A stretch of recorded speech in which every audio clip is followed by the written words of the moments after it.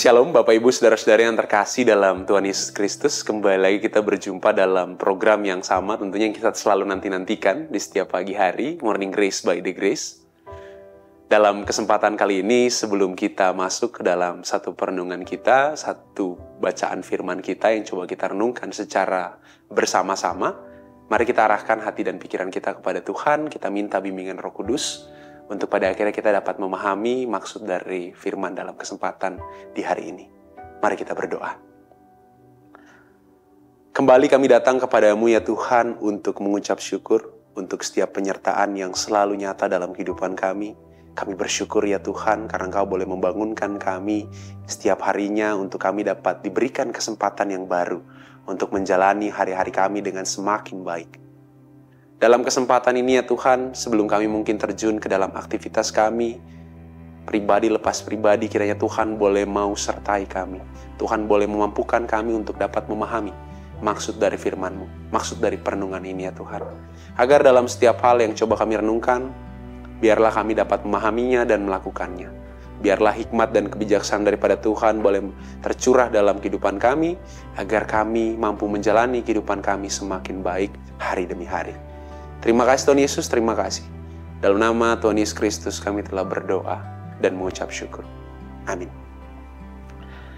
Dalam kesempatan di hari ini, perenungan yang coba kita lakukan sebenarnya cukup menarik, hal yang sangat fundamental atau hal yang sangat mendasar yang ingin coba kita bahas secara bersama-sama, apalagi dalam kehidupan sebagai seorang bagian dari tubuh Kristus itu sendiri atau sebagai bagian dari kehidupan berjemaat.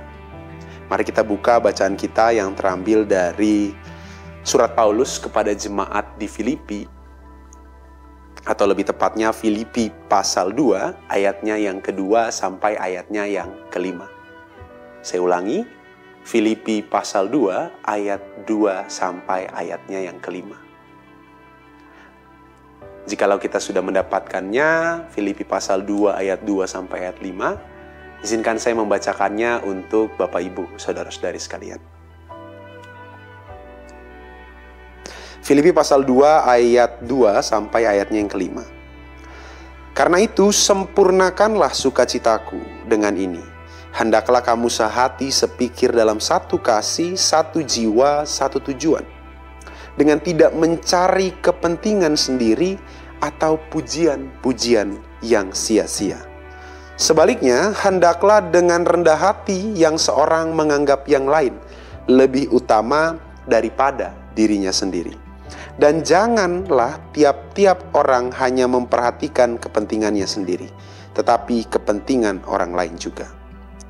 Hendaklah kamu dalam hidupmu bersama menaruh pikiran dan perasaan yang terdapat juga dalam Kristus Yesus. Demikianlah firman Tuhan kita dalam kesempatan di hari ini.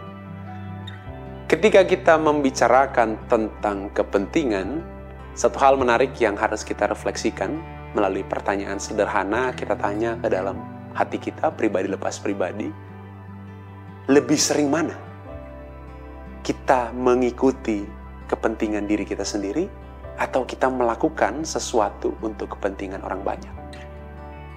Saya ulangi, lebih sering mana kita mementingkan diri kita sendiri atau kemudian kita mementingkan kepentingan orang lain dalam kehidupan kita? Saya kira ini hal yang susah-susah gampang ya untuk kita jawab secara pribadi dalam hati kita.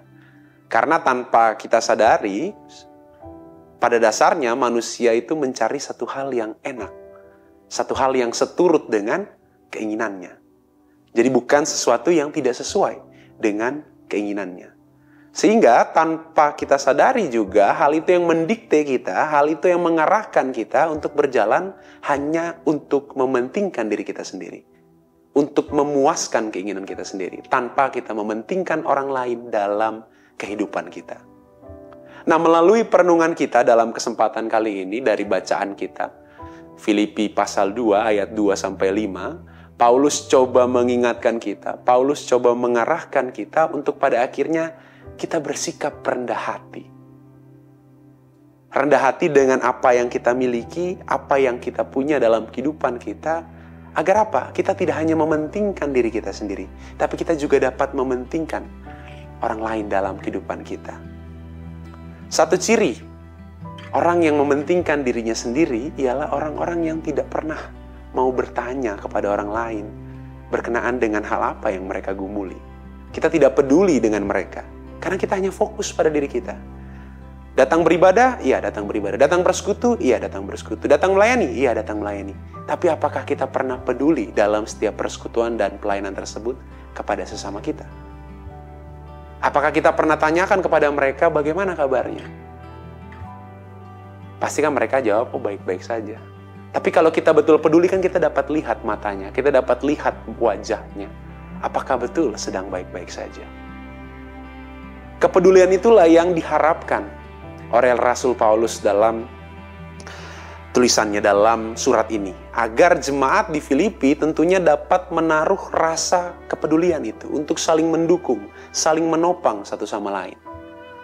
Agar kita tidak menjadi pengikut Kristus atau bagian dari tubuh Kristus yang hanya mementingkan dirinya sendiri tanpa mementingkan kepentingan orang lain.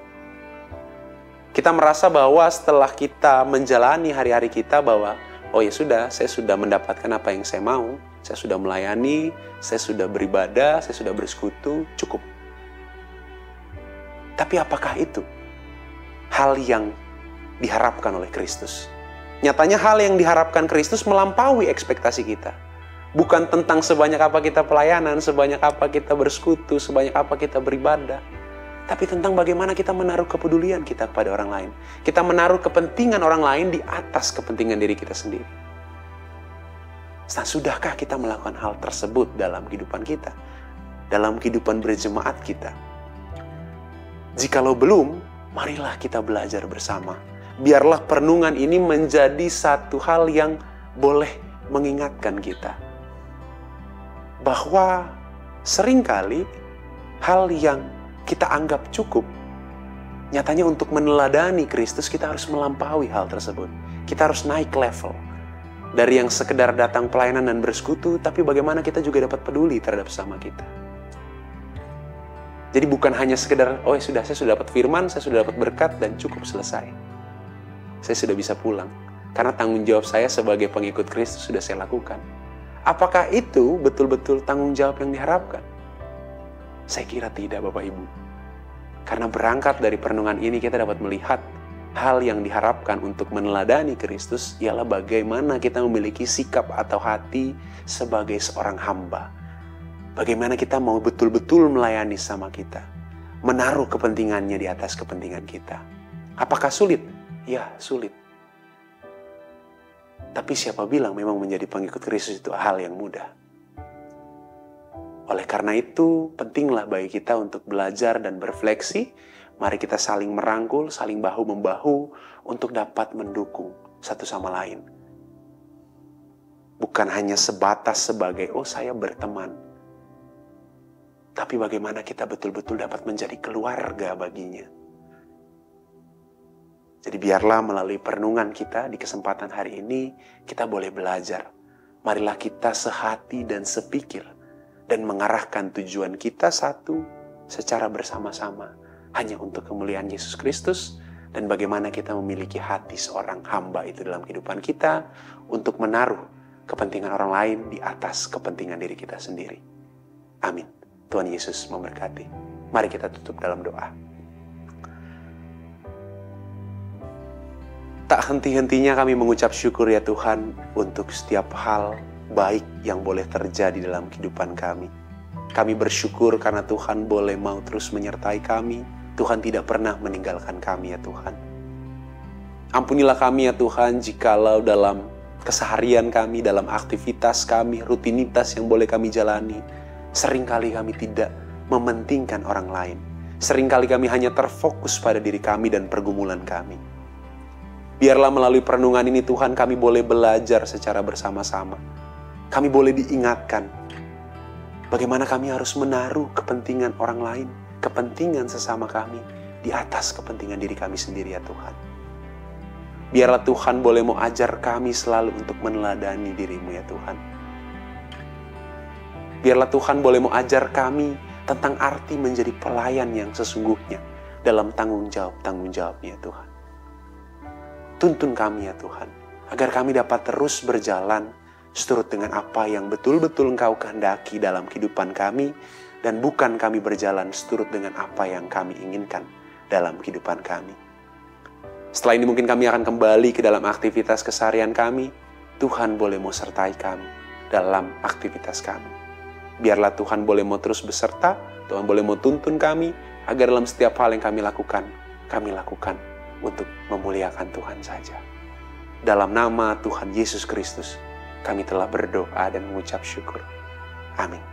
Hai bangkit bagi Yesus, pahlawan salibnya, anjur